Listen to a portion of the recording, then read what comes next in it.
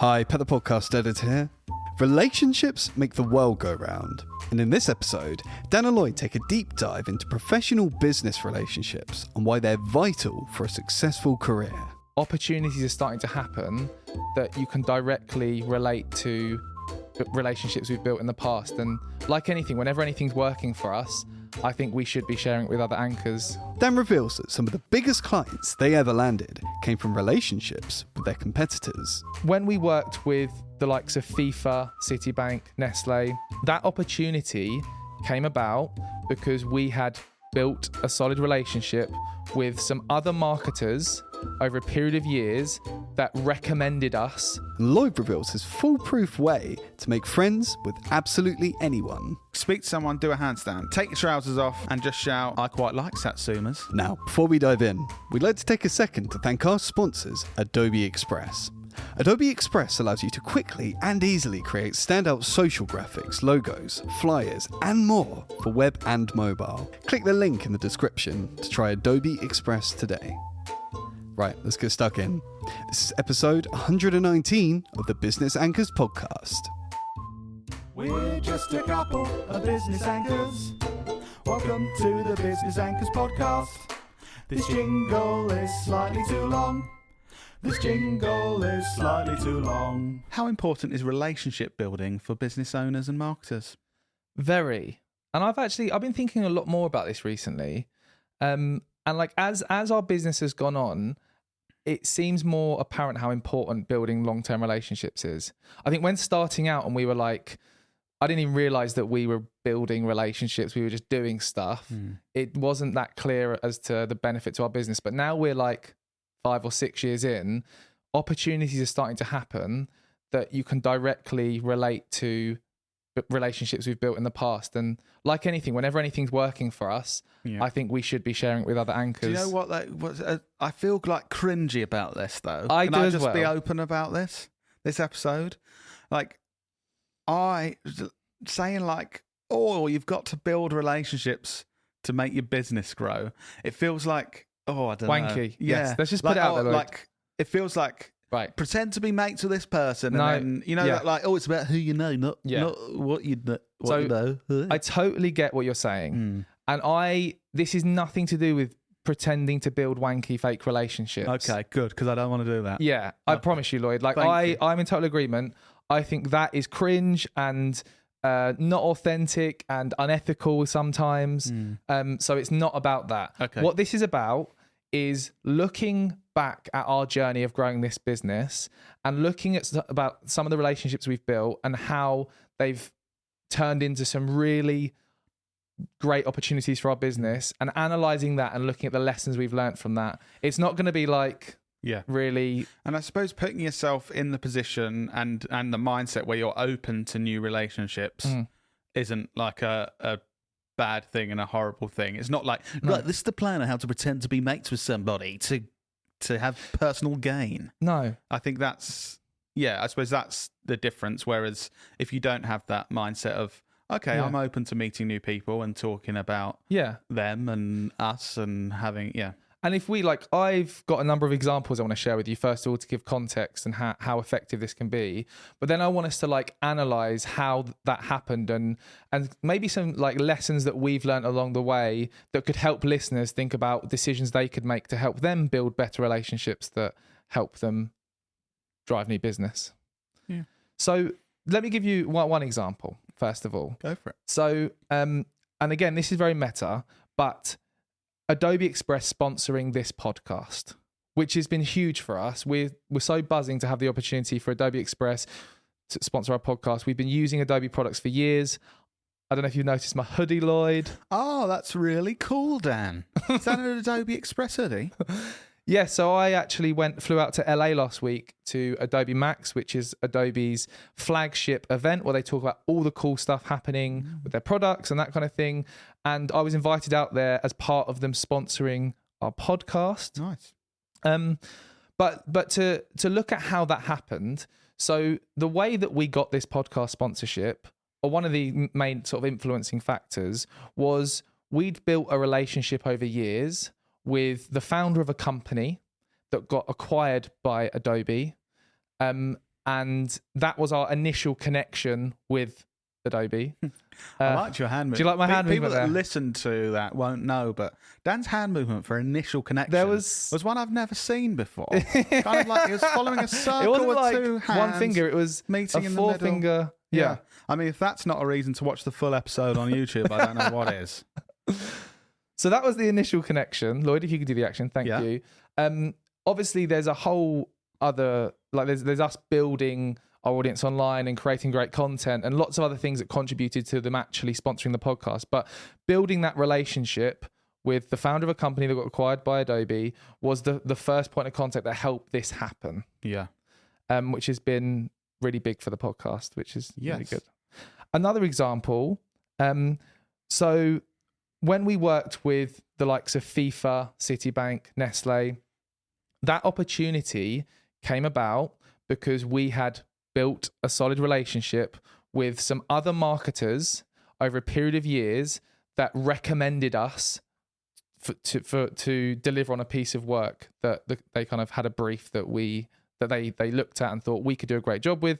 They put us forward for that piece of work. So that was, and working with those household name brands again has been pivotal in helping us to improve what we're doing and work with more brands like that.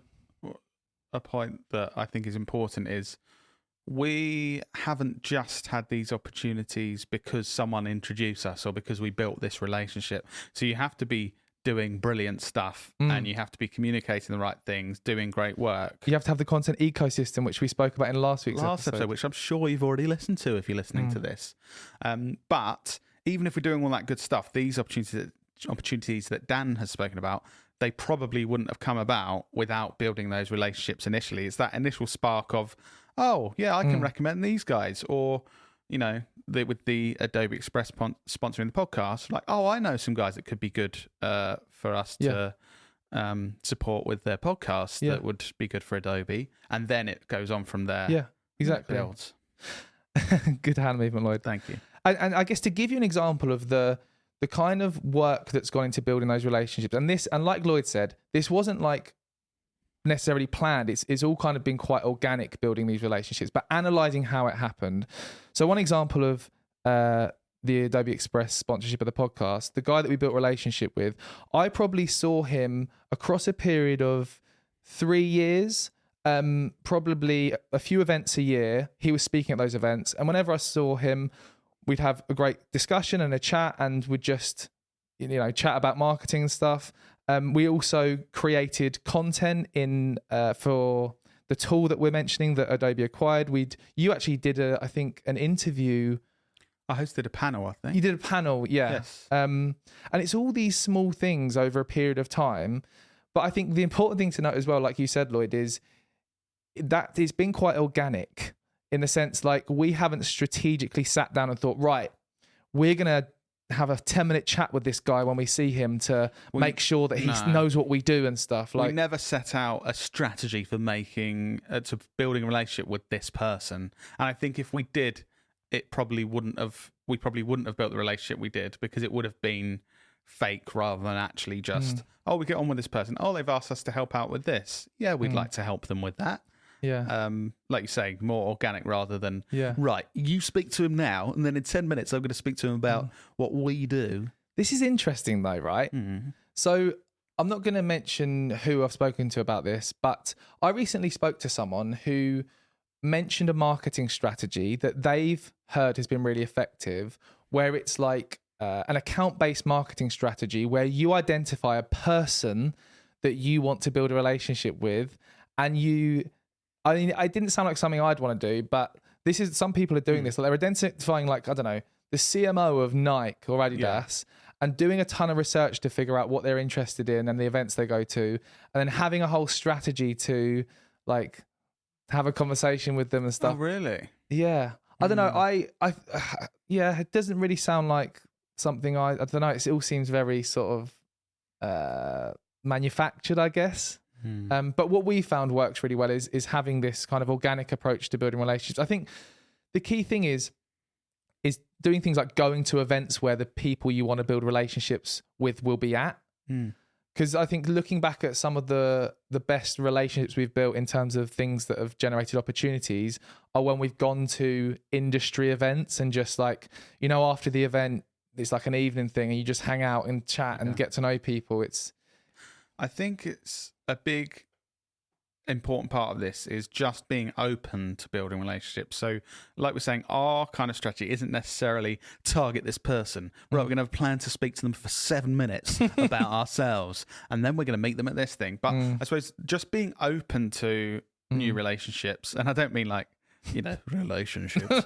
Don't do that. Yeah. But, you know, to friendships or like working relationships. You don't have to be best mates with these people, but you can work together and get on while you work together and have that kind of relationship. And I suppose going in without a plan but being open to it, like outside of work, some examples from me.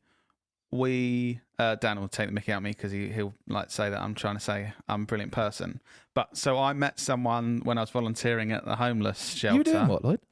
Volunteering at the homeless shelter. Oh, okay. I mentioned that one before. Yeah. And we ended up working with like her stepdaughter, daughter-in-law. Yeah, delivering some training. I didn't go into that going, right, I've got to see here, where can I build some business relationships that are going to give this a positive ROI for me? Yeah. There's also a guy that I did a charity walk, and I can't remember if he made the first contact or I did, but he gave me some advice on walking 100 kilometers that I was trying to do because he'd done a long walk. Then I asked him some stuff and we were messaging. He sponsored me. I sponsored him on a walk he was doing. And this was like a year ago, right? Yeah. I had no thoughts that it could have any business consequences. It was just a nice guy that gave me some advice, and I was messaging back, and I thought, oh, he's doing that. I'll sponsor him. And he's a client of ours now. But a client of ours like a year or year and a half later from that. Yeah. And I was like, I recognise that name. And so I do think just being open to not being closed and thinking, no, I've got my mates, my people want to talk to, like I'm going to stick over here. Being open to speaking to new people and not knowing where it's going to lead is a really important part of this. Yeah. I think there's kind of two key parts to it that we've sort of touched on. There's the making sure you're going to the right places where the kinds of people you'd want to build relationships with are going, like as a general strategy. And we found that things like events are good for that. But the second part, which that example touches on, is I guess it's like just being a nice person and doing the right thing. Like you messaging this guy back and forth, advising each other about this charitable walk and sponsoring each other, that you had no idea that was going to turn into a business relationship. You were just being you and being a nice person, sponsoring someone that sponsored you. And so I guess it's that, like the thing of like, don't be a dick, which is weird advice to give. But I think I believe a lot in karma, like what goes around comes around. And if you put good things out to the world, you're going to get good things back. We're seeing this constantly. Like we're saying, these people that we've, there's an event that we're hosting for some people we know soon, and we're not being paid for that. But we've built a relationship over time. We're like, yeah, well, we'll do that. That's something we'll do. And I think doing those things for the right reasons of just like, oh yeah, they're really nice and they've given us some advice in the past, would really like to help them. I think if you look too much at what's the ROI of this time I'm going to invest right now, a lot of the things we've done that have built up relationships are definitely a negative ROI if you look in the short term. Like, what, I'm going to take the time to message this person some advice and stuff, but I'm not getting anything back. If you look at it really like business head on, well, I've got a limited amount of time and I should be using it for stuff that's going to bring the business a return. You wouldn't make those choices. But I think be open to not being so precise with, right, what's the ROI of this, and thinking, what's the right thing to do here? Can I help someone, or can I just spend a bit more time getting to know someone and know that there's not a return on investment for my time here? I always feel like a percentage of your time should be put towards doing things that don't seem logical. Yeah. Just speak to someone, do a handstand. And then take your trousers off and just shout, I quite like satsumas. Just do things that are illogical. Great advice, Dan. As a soundbite, that sounded terrible. But tied in with the previous conversation before. No, great advice. Great advice. No, what I'm trying to say is like Lloyd said, in terms of like your marketing strategy, we focus too much on what's the ROI of everything. What's the ROI of me spending time speaking at this event that's not paid, that we're going to have to put loads of time into to make it good? That seems illogical because we're very busy and we've got lots of things to do. But we're doing it because we've built relationships with someone and it seems like a good thing to do. Yeah, okay. Do the right things and they may seem illogical in a business sense. Yeah. Like an example of that. So another example of a relationship we've built that's enabled us to get some great opportunities. Other agency owners. One of the other agencies that we've built a relationship with over years since we started, things like I've spoken at a number of their events. It's not been paid. I've put a lot of time and effort into developing a good presentation to do that and going to different places to do that. We've collaborated on creating content. We've met the founders in various places and had lunch together and stuff.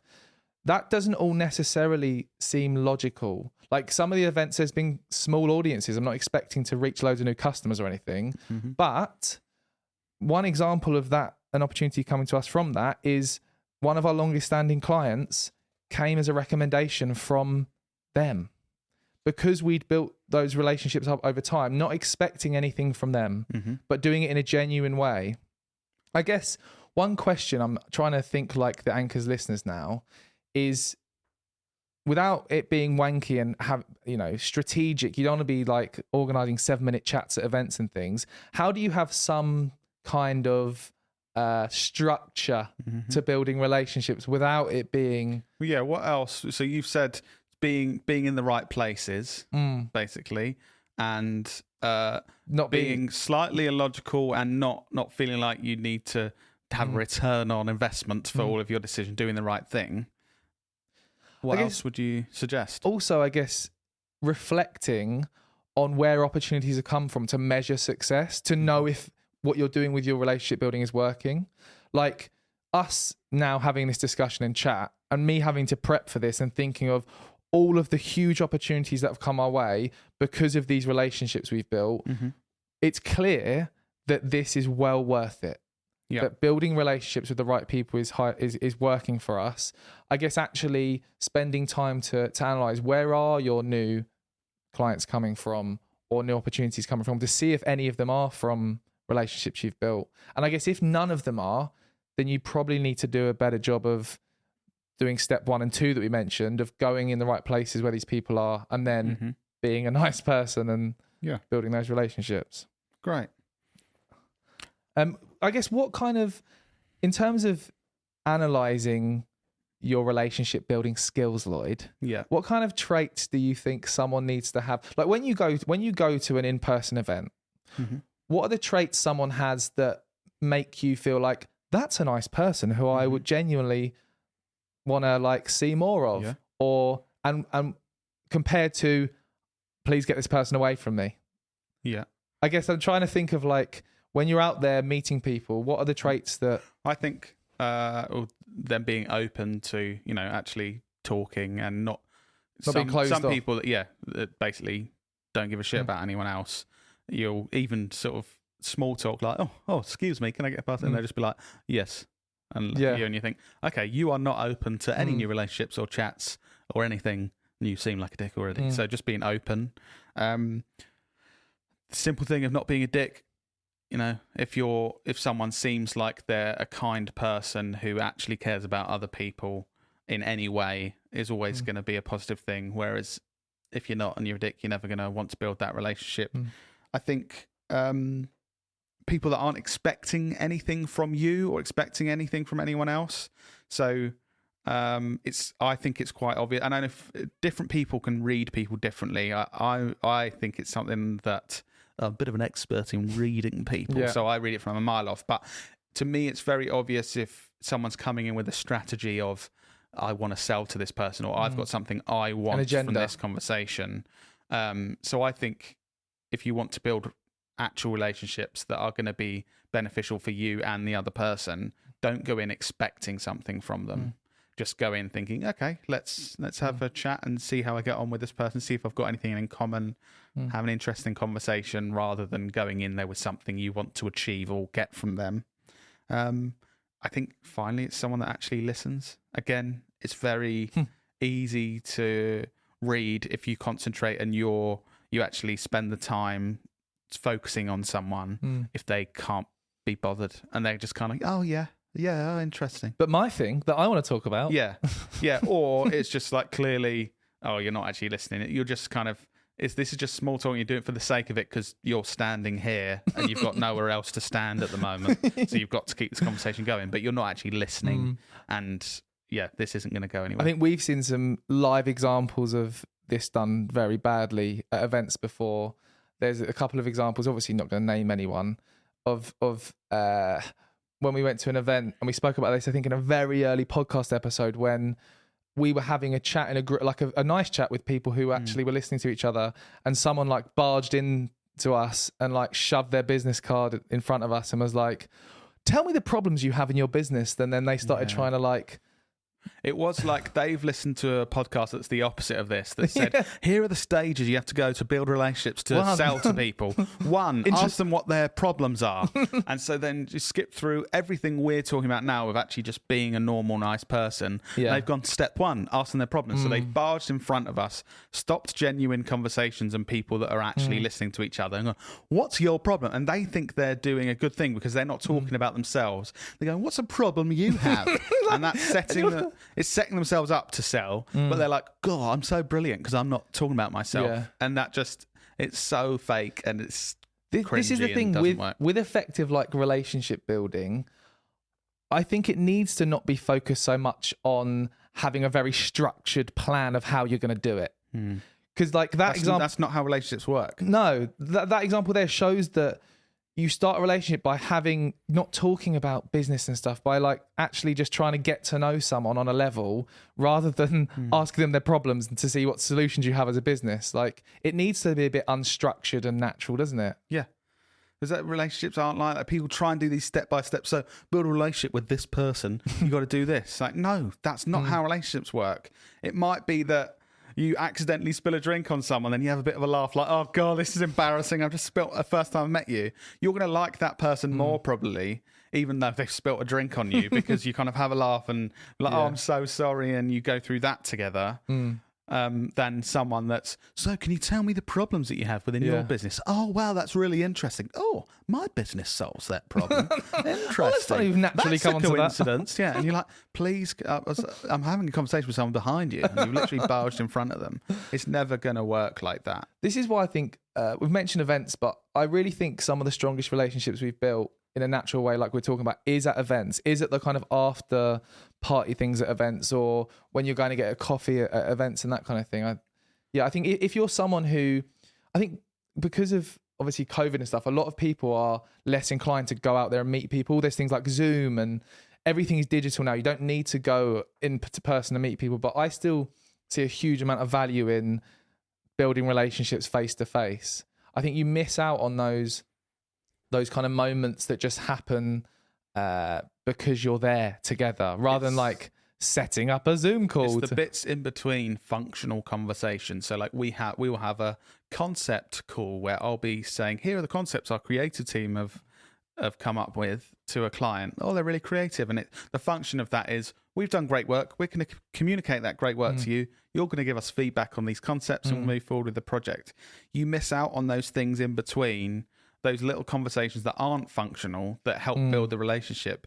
That kind of small talk and actually talking about, oh yeah, I'm a bit tired because my son's wetting the bed at the moment. Oh, I've been through that as well. My son's 25. Like those conversations that aren't functional are where you get to know people and you actually build genuine relationships. And I think people don't value those enough. And I think it's because in business you can't have a plan to do that. And if you do, it was like if I was like, mental. Oh, okay, they've got a child at bedwetting age, so I'll have that conversation.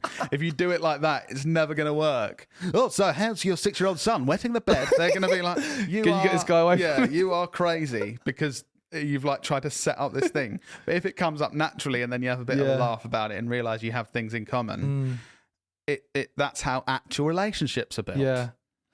Yeah. And they're in person as well. Those non-functional conversations happen 1,000 times more in person. Like, I can't think of a Zoom call I suppose in some ways when you're doing small talk at the start of meeting someone new on Zoom, you do have a bit of like, oh, where are you from? Oh, I've been there. But think about it. Once you get off a Zoom call, we have those conversations after the call. Oh, how'd your call go? Yeah, all right, actually. You had this thing that went into this. Yeah. Oh, right. Oh, yeah, I'm not feeling that great because last night You went to bed. I was up. Yeah, I went to bed. And so I was up a lot. Oh, really? Yeah. Oh, I went out on a night out and I was vomiting over my shoulder while I was running. Things like that, Taylor might say in the office.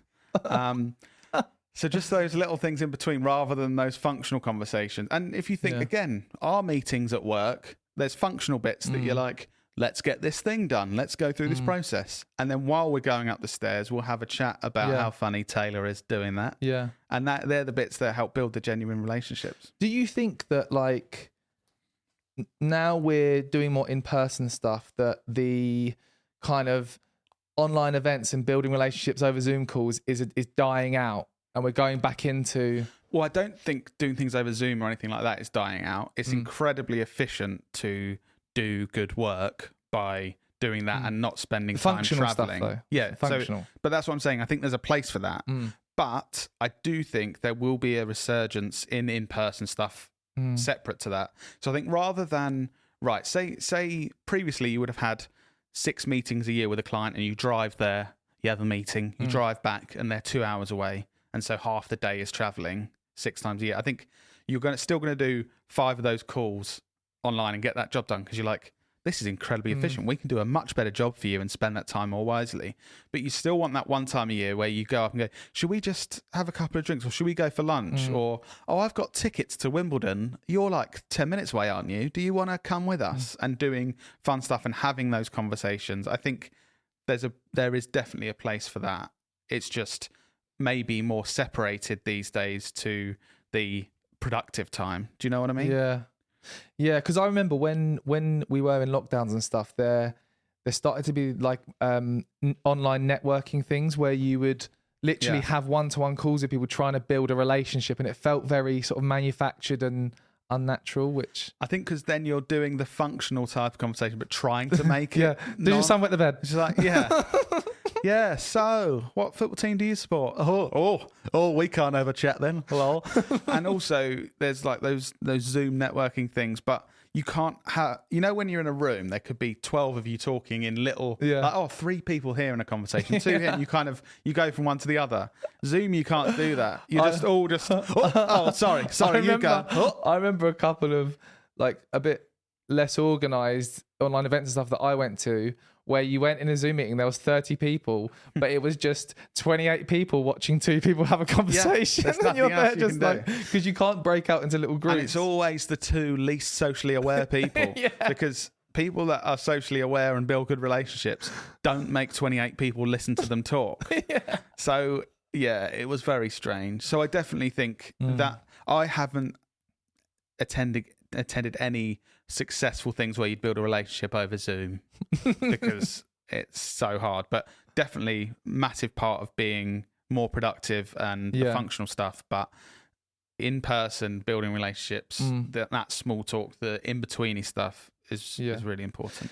In terms of, I just want to share a book that I'd say is probably I've learnt the most about effective relationship building from, and it's How to Win Friends and Influence People by Dale Carnegie, which again, the title sounds pretty wanky, but when you like hear about the different sort of segments of the book and the lessons he shares, it really makes you think like, oh yeah, that makes complete sense. I didn't read it for years because of the title, because I thought it was exactly what we're saying is shit in this podcast, saying like, I don't want to have a step-by-step plan on how to make friends or how to, have these fake relationships, but actually once you get into it. Like one of my favorite takeaways from the book, and this makes you really think about situations you've been in, one of the key takeaways is become genuinely interested in other people. And there's lots of depth to that point in the book, but it makes you think like, when you meet someone in person, you have a conversation and you walk, and there's 2 different things that normally happen. Sometimes you walk away from the conversation and think, wow, that was really interesting. I really loved that. And other times you think, oh my God, I want to get away from that. That was horrible. Usually when you walk away thinking that was really interesting is when someone's asked you lots of questions and shown lots of interest in you, because we all like talking about ourselves, whether we like it or not. So if you make yourself that person at your next event you go to, or when you're somewhere to like potentially building relationships, if you make yourself the person that shows genuine interest in other people, there's going to be a lot of people that leave that event thinking, I really enjoyed talking to Lloyd, rather than thinking, what can I share with these people to make them trust me more? What can I talk about myself? Just think, what can I ask them that's going to really show an interest in them? It's also much more enjoyable if you give someone the focus and you're properly listening and you're genuinely interested in so they're saying, oh yeah, so my son, he's playing for Crystal Palace under 18s. He's getting on really well. If you're genuinely like, oh, that's interesting, and think of what you would want to know about that. It's much more interesting than just thinking, I've got to get through this conversation. Yeah, it's actually enjoyable. I had this recently, and I'm like, oh, I'm interested in football and stuff. So I was like, oh, at that age, do they have much focus on the mental health rather than physical health? Because obviously these young players that are that are suddenly put into the limelight, I imagine that must be quite hard. And I was genuinely interested. And then he was sort of saying, yeah, now it's a massive part in the youth as well of these clubs. They talk about that and social media and mental health as well as physical health and nutrition. And then we're having a conversation. And you've both probably left that thinking, I loved talking to that guy. Yeah. Whereas if I was just like, oh, I've got to show some sort of value or whatever. That sounds interesting. I run a video and social media marketing agency. Yeah, exactly. So I do think it's much more when you do actually focus on those chats and actually ask things that you're interested in. And also you don't have to pretend you're not interested in something. Yeah. If I hated football at that point, I could be like, oh, I really don't know much about football at all. And then ask a question like, oh, is Crystal Palace a big club? And then they'd probably be like, oh, fair enough, we don't have this in common, but he's actually asking about this, and you could find out a bit more. I had that a lot with, I'm actually not that into football, but all my friends are, and also my fiance's dad is really into football. So when I first met him, and it was the classic, like, what team do you support? Yeah. And obviously I didn't know anything. I made an effort to be like, oh, you support Margate? Tell me about them. What, you know, and it makes it a bit nicer. Yeah. And even though he didn't like you, you stuck around for long enough. Yeah, I'm still here now. To deal with it. Yeah. Another couple of takeaways from that book, such simple things. This is something I'm really bad at, but I want to get better at, is remembering names. So this is That's an interesting point, Clark. That's not your name. Shut up. This is a point from the book. The average person is more interested in their name than in all the other names on earth put together. Like, if you think about it, when you're speaking to someone, and I've noticed this after reading this book, when someone says Dan, I'm more like, oh, they've remembered my name. They're actually rather than just. But I really struggle with remembering names. You're probably better at this than me, aren't you? I still panic though. Do you know what? I'm better than I think, because I quite often I use people's names a lot when I'm talking to them, like if I've meeting them for the first time and stuff. Really, just to show that politeness of, by the way, I actually give a shit and I'm listening and I know what your name is. But I also panic that I've got it wrong. So quite often I'm like, so Stuart, what do you think? Sorry, Stuart was your name, wasn't it? and nearly always it is, but I panic that I've got it wrong. You just have to check. Yeah. But yeah, you're right. And if people do call you by your name, something clicks and you're like, oh, this person's actually listening to me. Another one, which just the final one I'll share, which you spoke about earlier, is be a good listener. I think, like you said before, there's a middle ground of people that you meet and are kind of trying to do the right thing by showing interest, but you can tell that they don't actually give a shit, because when you come back with your answer to their question, they sort of drift off. And you can tell, and then you have to sort of bring them back in like, no, I'm here, I'm talking about this thing, because they don't even have a follow-up question. I think that's something that can demonstrate you're listening, is when you ask a point and they're talking, really listen, and then like you did with the Crystal Palace thing, and ask a follow-up question which really demonstrates you listen to the previous point, so that you can get maybe more depth to what they're saying, or more context to what they're saying. You can tell when people kind of have a strategy to get to know people, but then they don't actually care. It's when they ask the first question. So, really interested to hear about this thing. And then you start answering. The next question. And then they're kind of like, oh, where are you from? Really interested to hear about this thing? And then you're like, oh, no, you're just saying that. You're not listening to any of it, and you're not interested. I do think it takes a lot of mental capacity to be good in those kind of situations. That's probably why you struggle with it. Thanks. I do think, like, being self-analytical, you're much better naturally at this than me. So I feel like I do have to put more effort in to be really focused and I feel like I lose. Keep yourself in the room and present. I lose concentration quite quickly. So I really have to think like, right, I really want to listen to this person and stuff. And then and then when I think about it, I can be good at it. Yeah. But sometimes I think we all have to make an effort though. There's a million different things and people that want our attention all the time, and that our brains are constantly, you know, it's like, there's a show where there's a dog and he's like, squirrel. And then like, whenever I do think like human brains like that as well. It's like talking to you, and then I might see someone that I met 6 months ago and haven't seen for ages, and I'm thinking, oh, there's Dave over there, and your brain's going, I've got to speak to Dave. Oh, Dave's a legend. Yeah. But actually, this person's still talking, and then your brain's going, are they prawn vol au vents? Oh, lunch looks pretty good. I like vol au vents. Haven't had them since the 90s. And like our brains do go. So you do have to. I think it does take effort for anyone to keep yourself. How engaged. do you stop thinking about the vol au vents and stay in the conversation? That's something I struggle with. Mainly food-based thoughts I struggle with. Yeah, I think it's just effort, isn't it? Yeah. I think it's just the effort of, you know, the things we've been saying of genuinely try and make sure you're listening and keep engaged. And then I think, and being okay with when it gets to a point of, I do want to speak to Dave or I do want a prawn vol au vent. If you've genuinely been listening. So we're going to have to cut this off. I just want a prawn vol au vent. Well, no, I think if you've genuinely been listening and you've been having a good conversation. Well, you would say that. Well, I was going to cut this off. I want a prawn vol au vent. Well, no, I wouldn't say it like that, but I think it's more acceptable if you've genuinely shown that you care about a conversation, you're having a conversation. Yeah. Then people are much more accepting. You're going, I'm actually starving. I'm going to go get some food, rather than if you're just like you're not. Someone's talking to you like I don't care, and then you go, I'm going to get a vol au vent.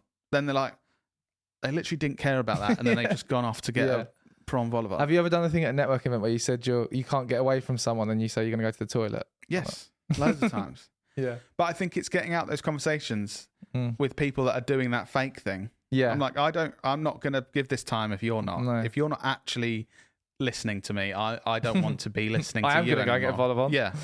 Yeah. Yeah. So I've done that lots of times. There's only so many times you can go. I'm actually going to go to the toilet again, Steve. I've been 7 times in the last 3 minutes. Yeah, I think I'll get some Imodium on the way back, actually, Steve. But hopefully won't bump into you again. Okay. See you later. Cool. Do you have any more any other advice, I guess, for relationship building or anything else that could be useful to our anchors? No.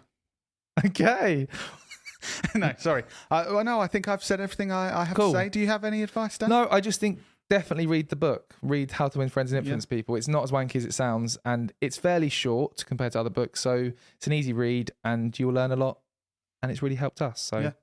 Simple thing, just don't be a dick and be a genuinely nice person and listen to people. That's the first stage of any relationship building. What was that? Hey! Oh, Clark, you are a laugh. But yeah, well, I guess we'll see you in your ears next week.